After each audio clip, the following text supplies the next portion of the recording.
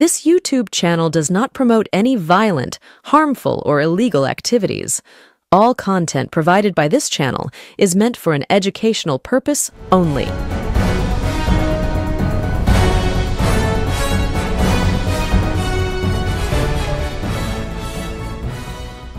ওয়াকফ সংশোধনী আইন নিয়ে গোটা দেশের মতো পশ্চিমবঙ্গের বিভিন্ন জায়গা উত্তাল হয়েছে। বিশেষ করে মুর্শিদাবাদ এবং মালদার বেশ কিছু অংশে অশান্তিপূর্ণ আবহাওয়ার সৃষ্টি হয়েছে। রাস্তাঘাট থেকে শুরু করে দোকানপাট নানান জায়গায় অশান্তি হয়েছে, ভাঙচুর হয়েছে, লুটপাট চলেছে। আমরা দেখতে পেয়েছি বিভিন্ন জায়গায় আতঙ্কিত মানুষরা বাড়ি ছেড়ে পালিয়েছেন। যদিও তারপরে প্রশাসন শক্ত হাতে এই ধরনের অশান্তি দমন করেছে। রাজ্য পুলিশ এবং কেন্দ্রীয় বাহিনীর যৌথ অভিযানের ফলে গোটা এলাকায় শান্তি ফিরে এসছে। যে অচলাবস্থা মুর্শিদাবাদের বিভিন্ন অংশে তৈরি হয়েছিল তা পুনরায় সাধারণ অবস্থায় ফিরে এসেছে। ইতিমধ্যেই একই পরিবারের বাবা এবং ছেলেকে খুন করার যে অভিযোগ উঠে এসেছিল, সেই অভিযোগের মূল যেই দুজন দোষী, সেই দুজন দোষীকে রাজ্য পুলিশ গ্রেপ্তার করেছে। যদিও এই ঘটনা নিয়ে বিভিন্ন রাজনৈতিক দলের যা কর্তব্য ছিল যে এলাকার মানুষদের শান্তি বজায় রাখার আহ্বান জানানো, সেই আহ্বান পশ্চিমবঙ্গ সরকারের পক্ষ থেকে মুখ্যমন্ত্রী মমতা বন্দ্যোপাধ্যায় যেমন জানিয়েছিলেন, তৃণমূল কংগ্রেসের নেতা, মন্ত্রী, সাংসদ, বিধায়করা শান্তিপূর্ণ আবহাওয়া বজায় রাখার অনুরোধ আবেদন জানিয়েছিলেন। কিন্তু আমরা উল্টো দিকে দেখতে পেয়েছিলাম বিজেপির শুভেন্দু অধিকারী থেকে সুকান্ত মজুমদার, অর্জুন সিং থেকে শুরু করে দিলীপ ঘোষ সকলেই উস্কানিমূলক মন্তব্য করেছিলেন এবং যাতে করে এই যে অশান্তি বা সাম্প্রদায়িক সম্প্রীতি বিঘ্ন হচ্ছে যে সমস্ত কারণে, সেই সমস্ত কারণে যাতে আরো নতুন করে অশান্তি সৃষ্টি হয় তার চেষ্টাই শুভেন্দু অধিকারী থেকে শুরু করে সুকান্ত মজুমদার, দিলীপ ঘোষ, অর্জুন সিংরা করে গিয়েছেন।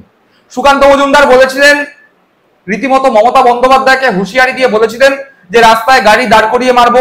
শুভেন্দু অধিকারীও উস্কানিমূলক মন্তব্য করেছিলেন, পিছিয়ে ছিলেন না দিলীপ ঘোষ। অর্জুন সিং তো আরো এক কাঠি উপরে গিয়ে বলেছেন যে প্রয়োজন পড়লে উত্তরপ্রদেশ, বিহার, ঝাড়খণ্ড থেকে হিন্দুদের ঢুকিয়ে এলাকা খালি করে দেবো, ঠান্ডা করে দেব। ঠিক এই যে হুমকি, সেই হুমকি যে খুব একটা হাওয়া গরম করা না, বাস্তবের সঙ্গে যে এর যোগাযোগ আছে সেই চিত্র ফুটে উঠেছে।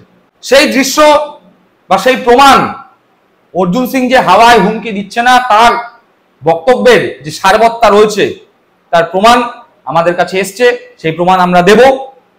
একই সঙ্গে বিজেপি বারংবার শুভেন্দু অধিকারী থেকে শুরু করে দিলীপ ঘোষ, সুকান্ত মজুমদাররা বারংবার মমতা বন্দ্যোপাধ্যায়কে রীতিমতো ধর্মীয় মেরুকরণের রাজনীতি করে কুৎসা করেন। শুভেন্দু অধিকারী প্রকাশ্যে মমতা বন্দ্যোপাধ্যায়কে খালা, ফুফু এ সমস্ত নানান ভাষায় আক্রমণ করে এবং বারংবার বলে তৃণমূল কংগ্রেস নাকি আসলে মুসলিমদের দল। তাদের বক্তব্যেই বা তাদের উস্কানিতেই দেখা গেল সত্যিকারের তৃণমূল কংগ্রেস সদস্য সমর্থক যারা হিন্দু, হাতে শাখা পলা, মাথায় সিঁদুর, সেই হিন্দু পরিবারকে বিজেপি দলের মেম্বাররা মেরে গুলি চালিয়ে এলাকা ছাড়া করছে। কারা করছে? বিজেপি দলের মেম্বাররা। কাদের করছে? তৃণমূল কংগ্রেস কর্মীদের। ভালো কথা, কিন্তু যারা ঘর ছাড়া হয়ে পালাচ্ছেন আর যারা ঘর ছাড়া করছেন তাদের ধর্ম কি?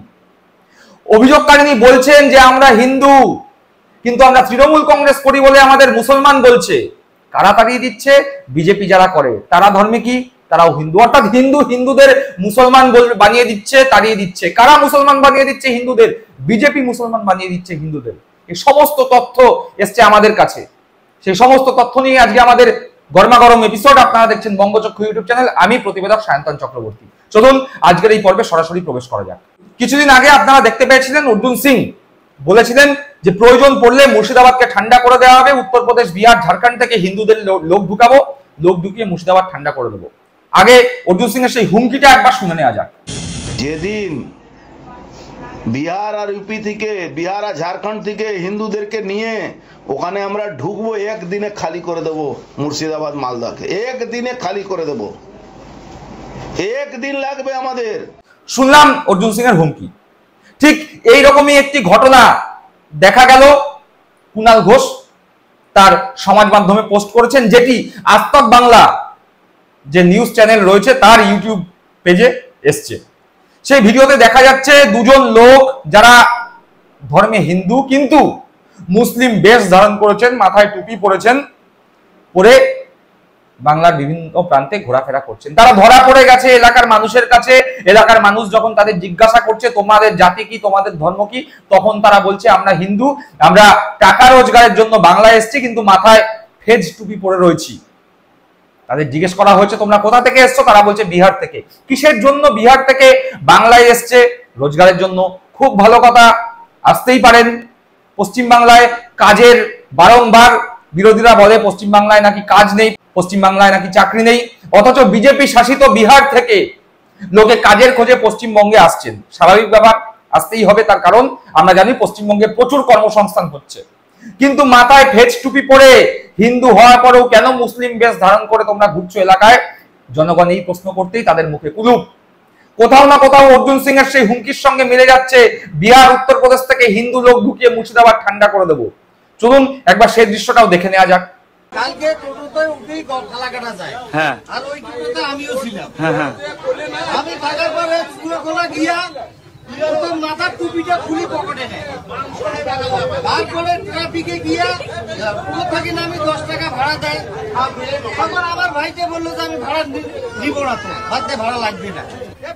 পাঞ্জাবি খুলিয়ে ব্যাগে নেয়, পুরো মাথা টাথা স্টাইল করে ডকুমেন্টস দেখাইছি, ডকুমেন্টস, হ্যাঁ ডকুমেন্টস দেখাও তো, লাইভ করে আছে, আরে কাটতে আছে ডকুমেন্টস গুলো দেখাও।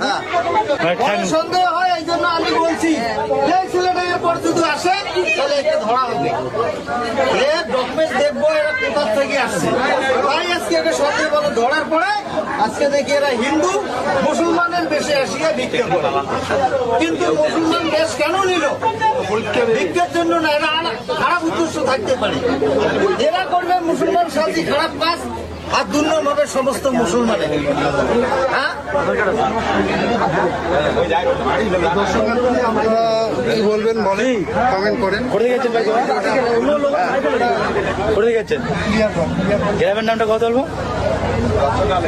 अबे हिंदी को लिया। कहाँ से आया? कहाँ से आया? हाँ? बिहार से। क्यों आया इधर? हाँ? क्यों आया? पैसा कमाने के लिए? जोर से बोल। आप मुसलमान है क्या? मुसलमान नहीं तो टोपी क्यों लगाया? हाँ? आप कहाँ से आया? हाँ? आपका नाम क्या है? হ্যাঁ, আশিস কুমার। দেখো বন্ধুরা,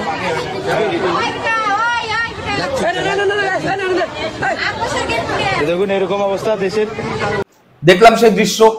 এবার আসা যাক সেই ঘটনায়, যেই ঘটনায় হিন্দু পরিবার যারা তৃণমূল কংগ্রেস সদস্য, তৃণমূল কংগ্রেস সমর্থক, তাদের তৃণমূল কংগ্রেস করা অপরাধে বিজেপির দলের লোকজন তাদেরকে মুসলমান বানিয়ে দিচ্ছে এবং তাদেরকে মুসলমান বানিয়ে ঘর ছাড়া করছে, ঘর ভাঙচুর করছে, ঘর লুটপাট করছে, গুলি চালাচ্ছে।